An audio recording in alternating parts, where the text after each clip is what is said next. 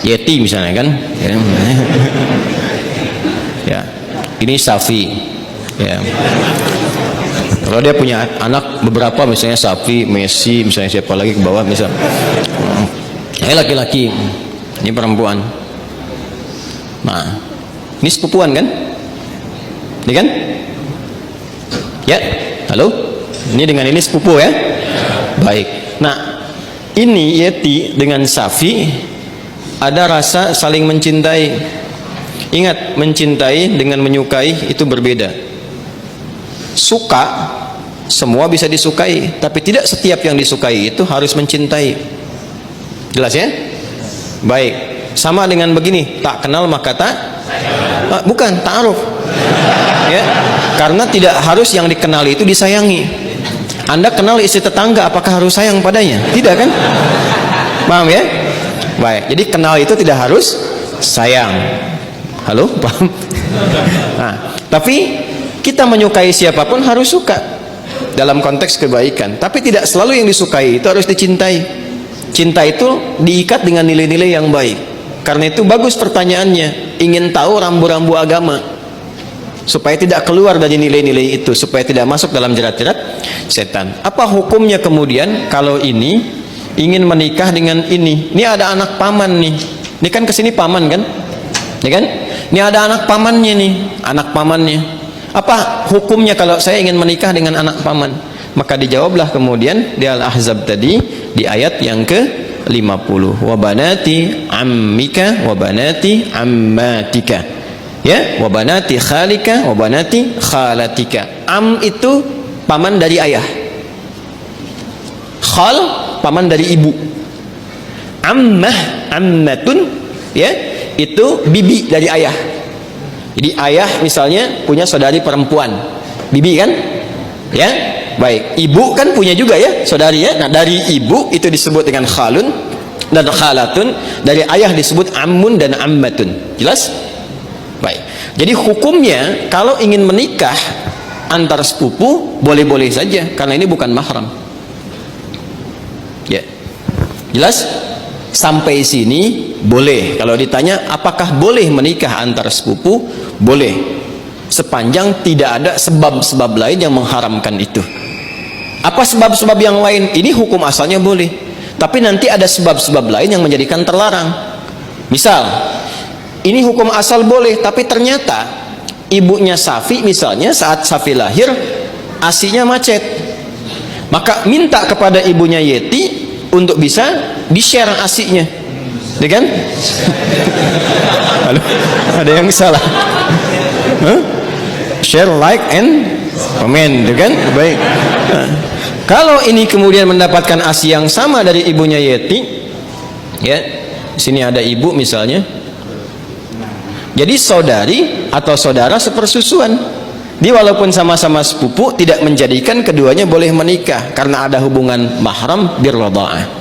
Tapi kalau di luar itu aman misalnya, bukan saudara atau saudari sepersusuan dan tidak ada faktor-faktor lain yang menjadikan ini terhambat, maka boleh-boleh saja. Tidak ada masalah di situ. Jelas? Sekalipun ada kebolehan, tapi tetap ditempuh dengan cara yang terhormat. Ya, jadi tidak boleh misalnya kawin lari.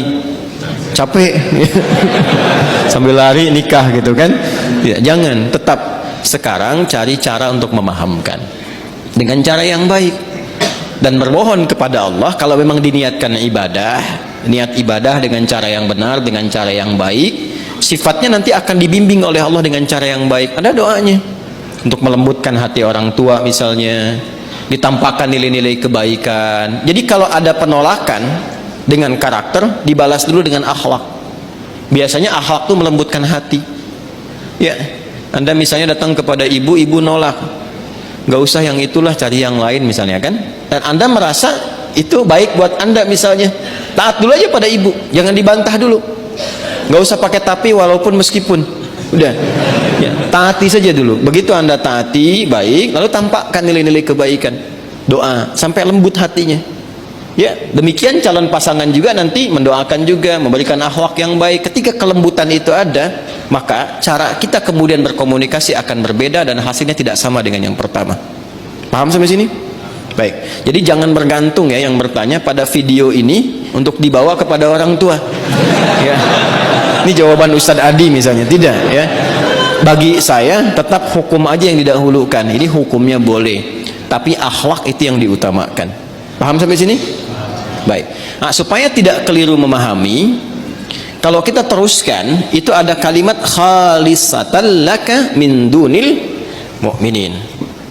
Ada kekhususan untukmu. Teruskan ayatnya deh, teruskan ayatnya. Yang berlaku khusus selain bagi orang-orang beriman yang lain dari kalangan umatmu. Itu yang dimaksudkan itu yang sebelum ayat itu, yaitu setiap perempuan yang menyerahkan dirinya untuk dinikahi. Itu kekhususan bagi Nabi sallallahu alaihi wasallam. Ya, jadi ada sifat yang spesial bagi Nabi ketika berhijrah. Ada di antara sahabat-sahabat mulia beliau itu yang kemudian meninggal dunia, meninggalkan anak-anaknya, ada istri dan keluarganya. Ya, kemudian Nabi diperintahkan oleh Allah Subhanahu wa taala bagi perempuan-perempuan tertentu khusus, jika Nabi meridainya, akhlaknya, kemuliaannya, kebaikannya, support untuk dakwahnya, dan dia datang untuk menyerahkan dirinya untuk dinikahi, boleh-boleh saja, silahkan gitu kan. Atau perempuan-perempuan umum, dalam arti bukan yang telah bersuami ditinggal, meninggal dunia, ya, yang masih status single dan sebagainya, yang Nabi ridai kualifikasinya boleh dinikahi. Sedangkan dalam standarnya kan mesti ada wali kan. Nah, kalau bagi Nabi itu khusus. Ya, bagi Nabi khusus, tidak berlaku umum. Jadi nanti harus pandai baca-baca ayat. Ada yang khusus untuk Nabi, ada yang umum berlaku untuk umatnya. Di ayat ini ada dua kualifikasi. Ada yang umum sifatnya seperti menikah antar sepupu itu, ada yang khusus sifatnya seperti perempuan yang datang sendirinya untuk minta dinikahi. Jadi nggak boleh misalnya ada ustadz, ada dari akhwat datang, ustadz silahkan nikahi saya. Ya, misalnya kan, walinya mana? Nggak apa-apa, saya jadikan Allah sebagai wali saya. Dia, nah itu nggak boleh. Paham ya? Itu nggak boleh hukumnya. Jelas? Nah, itu diantara yang ditemukan. Karena ini ada kisah. Kenapa ayat ini turun? Salah satunya kisah Sayyidah Maimunah Al-Ansariyah. Ya, ada kisah menyebutkan demikian. Ada kisah menyatakan Zainab Al-Ansariyah datang kepada Nabi sallallahu alaihi wasallam menyerahkan diri beliau untuk dinikahi. Jika memang ada nilai-nilai kebaikan yang bisa disupportkan untuk dakwah Nabi, maka direspon dengan turunnya ayat ini. Itu yang disebutkan oleh Imam Ibnu Jarir At-Tabari dalam tafsirnya, ya, tafsir At-Tabari atau Jami' Al-Quran di jilid yang ke-12 halaman 29.